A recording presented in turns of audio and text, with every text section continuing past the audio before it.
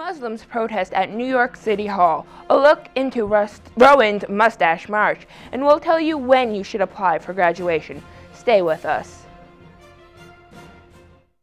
So, Malcolm, you do know that energy savers last 6 times longer than ordinary light bulbs. This isn't my room. It's Baron Davis's. Baron Davis, the basketball player? This is his room? Yep. Interesting, because we have Baron Davis right here. Baron, do you live here? No. I don't mean that, Baron Davis. Millions of kids are using their energy wisely. What's your excuse?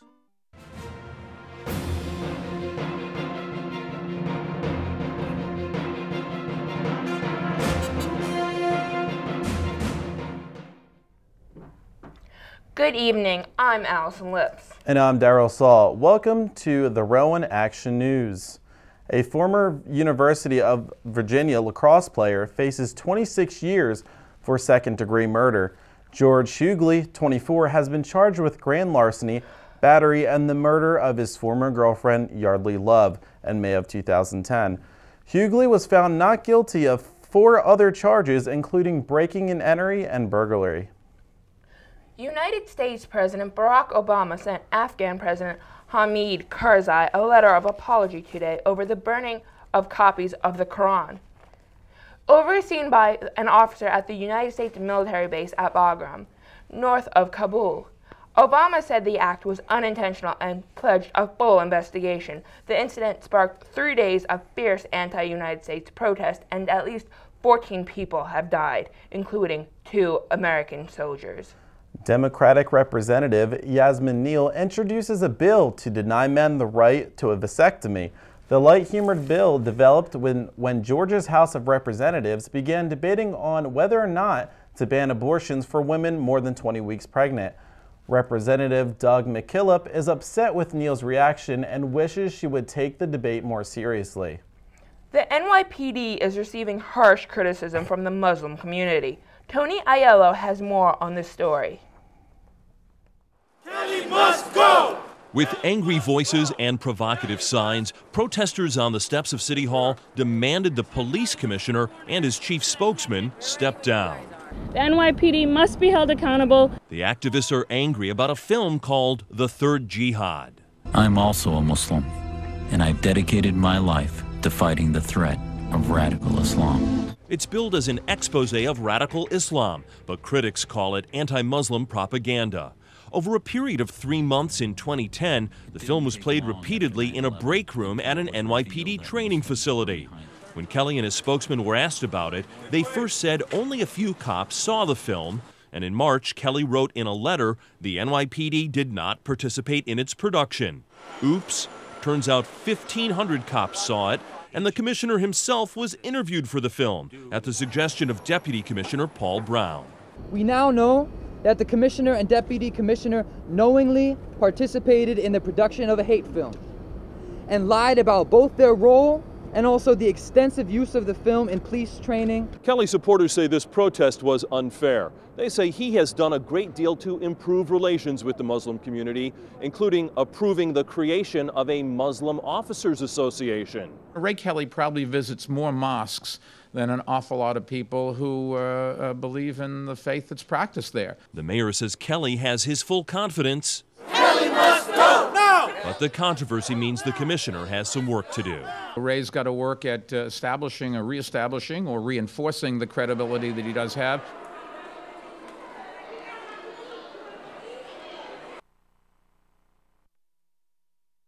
An Alabama grandmother and stepmother have been charged with the murder of 9-year-old Savannah Hardin. Authorities say Hardin was forced to run for 3 hours and suffered a seizure and dehydration.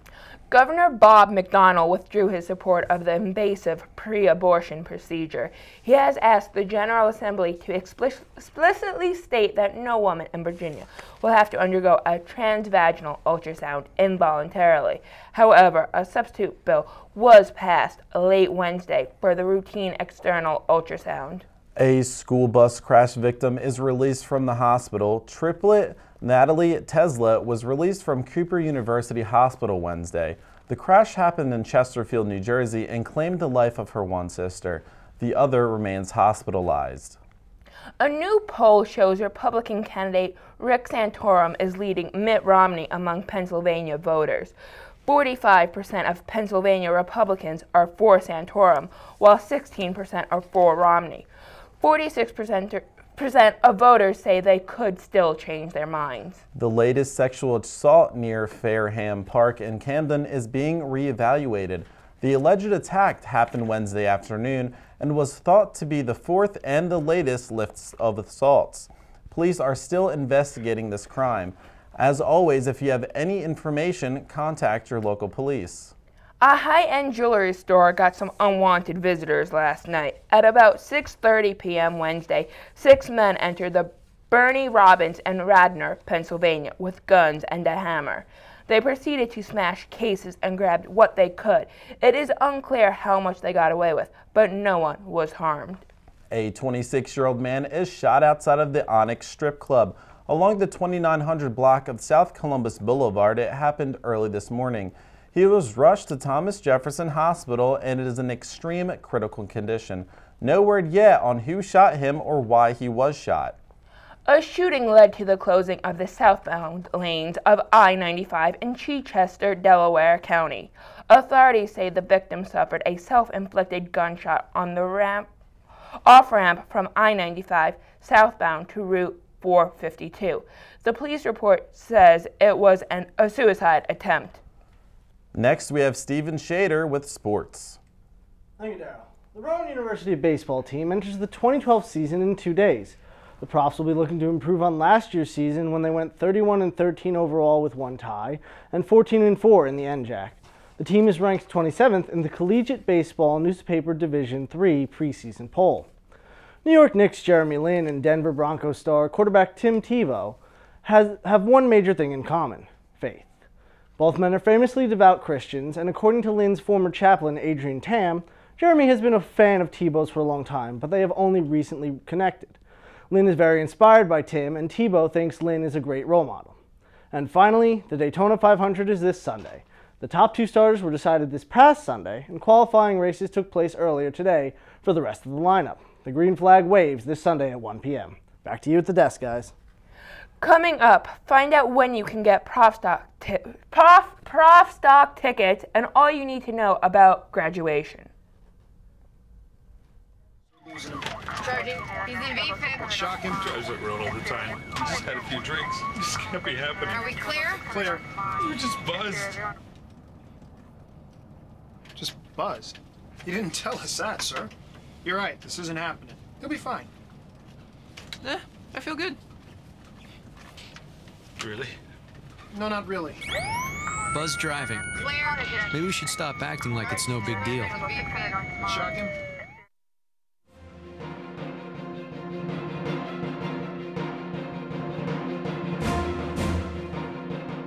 Prof Stock is right around the corner. You can get your tickets for All-American Rejects and Cobra Starship tomorrow, Friday, February 24th at 2 p.m. in the Student Center Ballroom.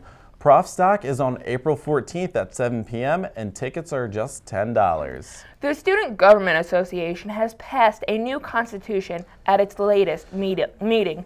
The new constitution will allow academic and class senators to be voted in their respective bodies, break club senators into 2 types, decrease the number of executive board members. The changes will take effect in 2013.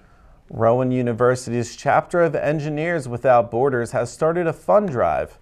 Donations will go to around 120 people in the El Salvador for safer drinking water. Now here's Brianna Foley with news from the entertainment world. Thank you, Allison. Kourtney Kardashian is expecting her second child, a baby girl due in late spring. Kourtney and boyfriend Scott Disick announced they were pregnant in November. Their son Mason just turned 2 in December.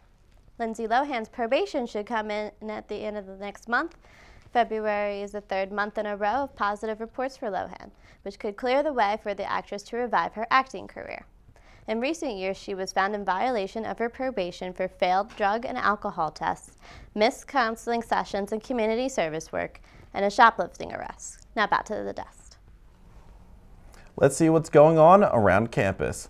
The NAACP Image Awards ball takes place tonight in the Student Center Ballroom. Awards will be presented to deserving faculty and undergraduate students. Rowan After Hours is featuring an a cappella singing group Saturday at 12 a.m. in the Student Center pit. The group will be singing your favorite tunes, and there will be a free midnight food bar.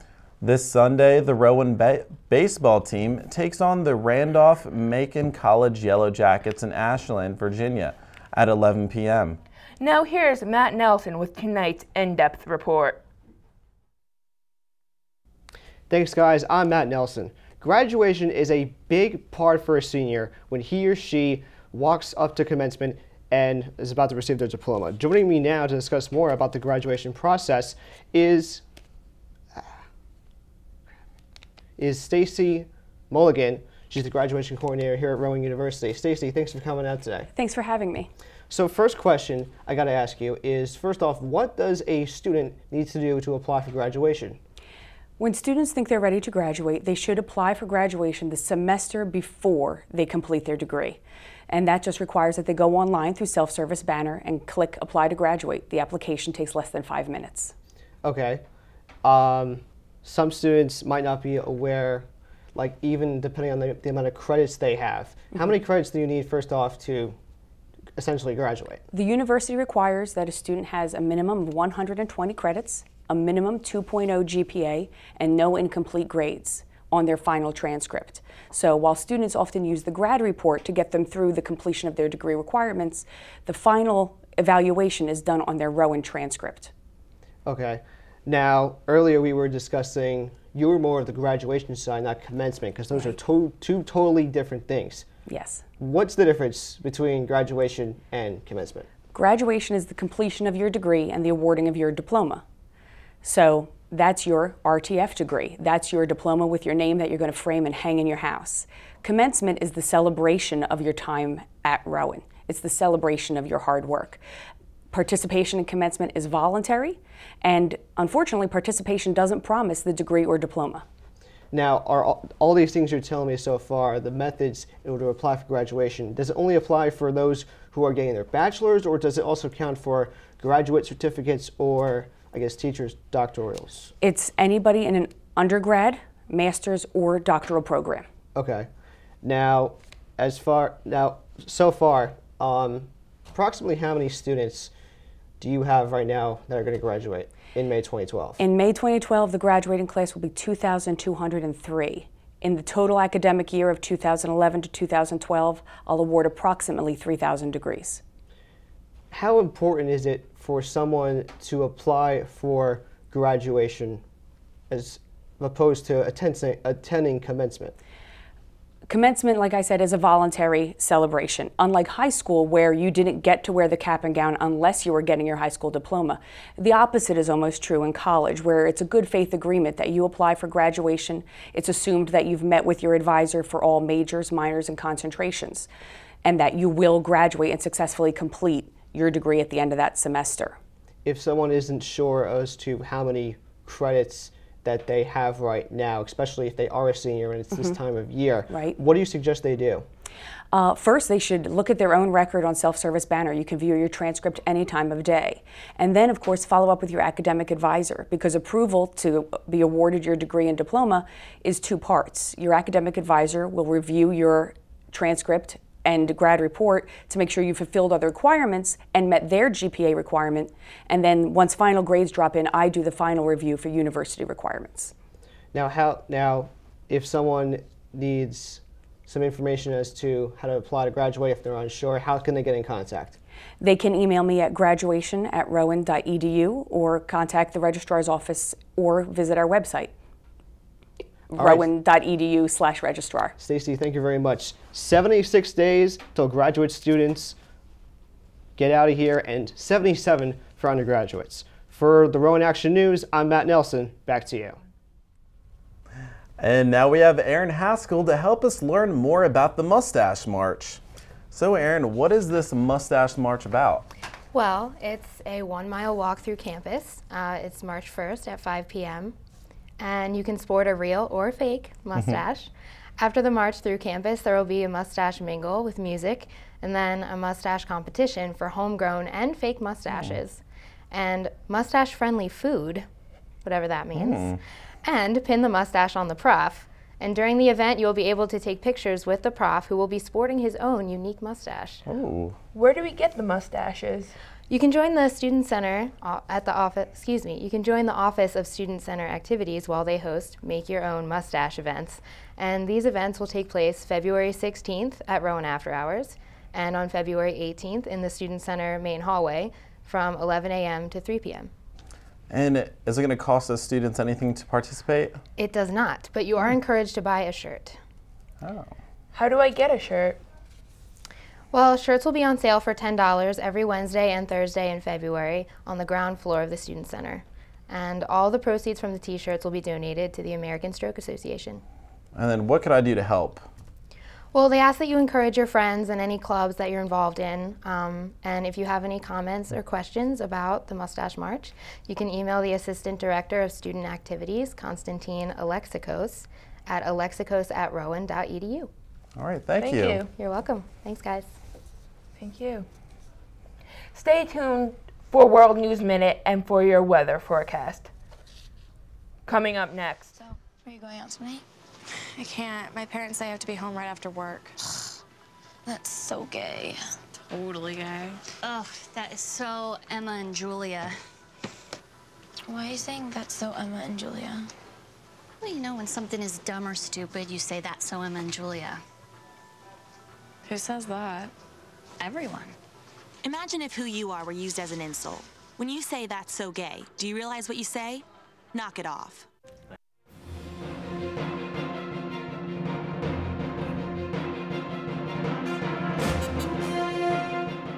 Welcome back. Now here is Aaron Haskell with the World News Minute.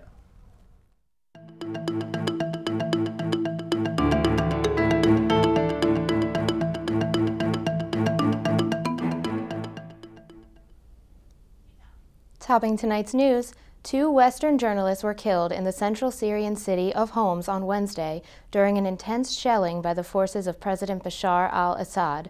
The bodies of veteran American reporter Marie Colvin and French photojournalist Remy Olchlik were found at a makeshift media center in the hard-hit neighborhood of Baba Ahmed. They were taken to a field clinic as efforts to return them home are underway. At least 30 people were killed during the shelling. Tensions with Iran are adding 30 cents to a gallon of gasoline in the United States, and experts say gas prices have only just begun to rise. The prices have surged over 10% in the last 2 months, and analysts say the increase is caused by the fear of Israel attacking Iran, which could cause a disruption in Iran's 2.2 million barrels a day oil exports. If the tension continues, the United States may be looking at further price increases in the upcoming weeks. 8 more bodies were found aboard the shipwrecked Costa Concordia on Wednesday, including those of a man, woman, and little girl. The bodies have not been identified. 7 cruise line employees are under investigation but have not been charged.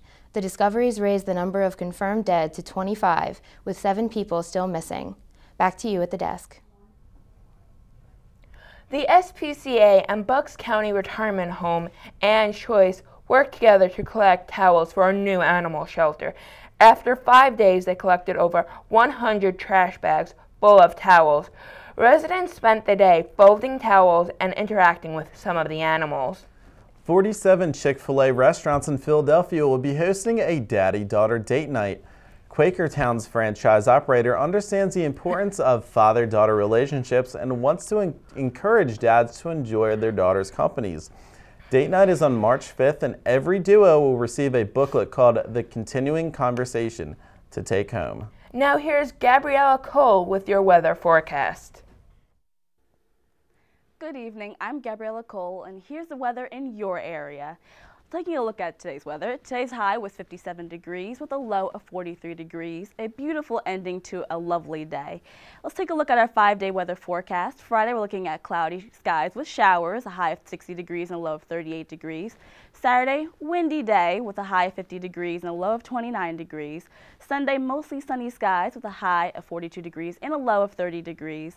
Monday, mostly cloudy with a high of 49 and a low of 36. And finally, Tuesday, partly sunny skies skies with a high of 54 degrees and a low of 37 degrees. Now let's take a look at our weather window.